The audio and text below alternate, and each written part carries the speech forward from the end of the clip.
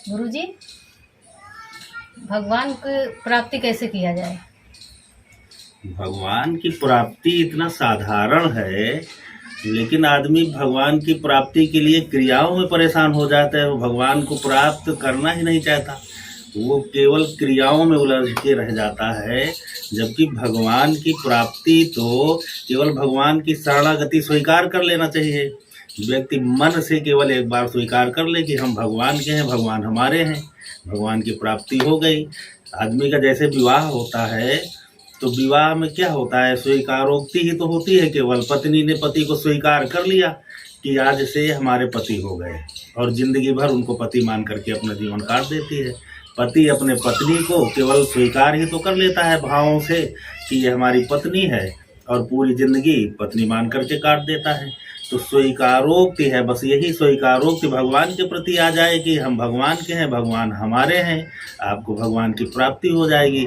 लेकिन ये इतना साधारण होते हुए भी असाधारण बना हुआ है। लोग तमाम क्रिया पद्धतियों में उलझे हुए हैं और अपने को भगवान की शरण में पहुंचा ही नहीं पाते, शरणागति प्राप्त ही नहीं कर पाते। जबकि भगवान ने सीधे सीधे कह दिया है, तज मद मोह कपट छल नाना करूं सद्य से साधु समाना, जननी जनक बंधु सुत धारा दारा त्रिंधन भवन सुहद परिवारा, सबके ममता ताग बटोरी मम पद मनहि बांधि बरडोरी, समदर्शी इच्छा कछु नाही। तो भगवान के प्रति आदमी केवल स्नेह कर ले, सब कुछ भूल करके वो भगवान को ही अपना समझ ले। अब भूलने का मतलब ये नहीं होता है कि वो घर भूल गया, परिवार भूल गया, जिम्मेदारी भूल गया। सब कुछ करते हुए भी उसको भगवान का काम मान ले। खाना बना रही है, आप खाना बना रही हो, और खाना बनाते वक्त आपको केवल भाव में होना चाहिए कि भगवान आपसे खाना बनवा रहा है, और खाने वाला भी भगवान है, और खाने का इंतजाम करने वाला भी भगवान है, और खाना बनाने की जो ताकत हमें है वो भी भगवान की दी हुई है। तो भगवान ही आपसे बनवा रहा, भगवान ही दूसरे को खिला रहा है। स्वीकारोक्ति है, आप घर में झाड़ू लगा रही हैं, भगवान झाड़ू लगवा रहा है। लोगों के पास घरे नहीं है झाड़ू लगाने के लिए, तुम्हारे पास घर है। लोगों के पास खाना बनाने के लिए सामग्री नहीं है, तुम्हारे पास सब भरा पड़ा है। तो ये भगवान का दिया हुआ तो सब भगवान का मान ले। जो भी नौकरी पेशा धंधा जो कुछ है वो सब भगवान का दिया हुआ है। बस करना तो आपको ही है, सुख आपको भोगना है, परिणाम आपको उसका मिलेगा। लेकिन आप उस परिणाम का, उस कारण जो आप कर्म कर रहे हैं, उस कर्म का कारण केवल भगवान को कि भगवान के द्वारा हो रहा है, भगवान की प्राप्ति हो जाएगी। भगवान केवल शरणागति जो मांगता है, भगवान से कुछ नहीं मांगा जाता, केवल उनसे उनकी प्रीत और उनकी शरण मांगी जाती है। केवल यही भगवान की प्राप्ति का सबसे बड़ा मार्ग है कि भगवान से उनकी प्रीत मांगो। भगवान को प्रीत ही प्रिय है।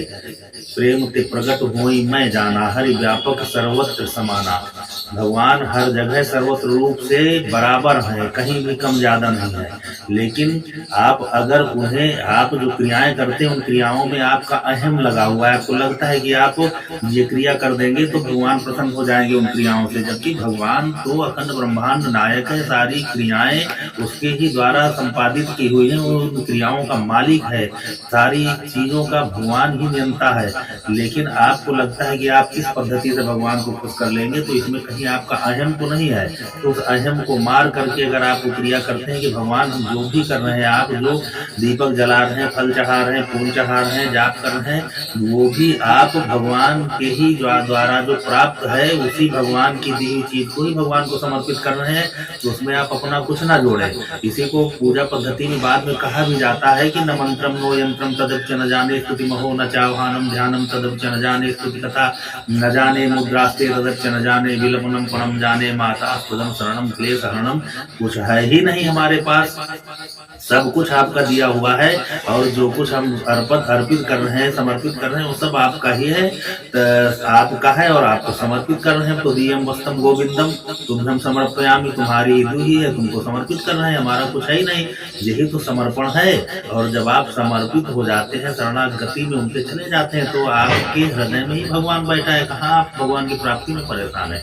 भगवान तो आपके हृदय में केवल आभास करवा देगा। आपको खुद जो है अपने हृदय में ही ईश्वर आभासित होने लगेंगे। और भगवान जब सर्वत्र व्याप्त है, श्री राम मैं सब जग जानी, हरि व्यापक सर्वत्र समाना, तो जब पूरे कण कण में भगवान व्याप्त है, तो जब कण कण में है तो हमारे हृदय में है, हमारे हृदय में है, उनके हृदय में है। जीव जंतु, पेड़ पक्षी, जो भी ये आपको संसार में दिखाई दे रहा है, सब भगवान भगवतमय है, सब ईश्वरीय है। लेकिन ये बिना अनुभूति के आपको समझ ही नहीं आएगा। आप अपने आप को भी नहीं जान पा रहे हो, भगवान को कैसे प्राप्त करोगे, जानोगे? पहले आप अपने आप को जानो ना। जब आप अपने आप को जान जाओगे तो आप में भी तो ईश्वर अंश जीव अविनाशी, ईश्वर का ही अंश तो है जीव, तो आपके भीतर है। तो आप अपने को जानो, लेकिन वो अपने को जानने के लिए आत्मज्ञान होना चाहिए। और आत्मज्ञान के लिए लोग पता नहीं जन्म जन्म जतन कराही अंतराम कही आवत नहीं। तो ये प्रयास है कि हमको भगवान की शरणागति मांगनी है, भगवान की प्रीत मांगनी है, भगवान के होने हैं। भगवान तो हमारा है ही, लेकिन हम भगवान के हो जाएं, बस ये भगवान से मांगते रहो, भगवान की प्राप्ति हो जाएगी। और भगवान की प्राप्ति है, प्राप्ति करने की जरूरत नहीं, भगवान तो प्राप्त है, आपके पास है। भगवान आपकी सांसों से भी नजदीक है, क्योंकि जब भगवान है तभी ये सांसें चल रही हैं। भगवान न हो तो सांसें भी रुक जाएगी। तो भगवान तो प्राप्त है, और जो चीज प्राप्त है उसकी प्राप्ति के लिए पूछ रही हो तो प्राप्ति जो है उसका अनुभव होना चाहिए। आपके गले में पड़ा हुआ माला हीरे का है कि कांच का है, ये ज्ञान होना चाहिए। जब ज्ञान नहीं है तो हीरो को भी बाजार में फेंका होगी और उसकी आपको कीमत नहीं पता है। इसी प्रकार भगवान आपके पास है, लेकिन उसकी आपको अनुभूति नहीं है, ज्ञान नहीं है, इसलिए आप भगवान को खोजते फिर रहे हो। तो खोजना बंद करके उसे महसूस करना सीखो, अपने भीतर आभास करना सीखो उसको। और अपने भीतर जब आभास होगा तो फिर पूरे संसार में ईश्वर ही दिखाई देगा। ईश्वर के सिवा कुछ है नहीं, ईश्वर ही है, सब कुछ ईश्वर है, ईश्वर का है, ईश्वरी है, ये सत्य है।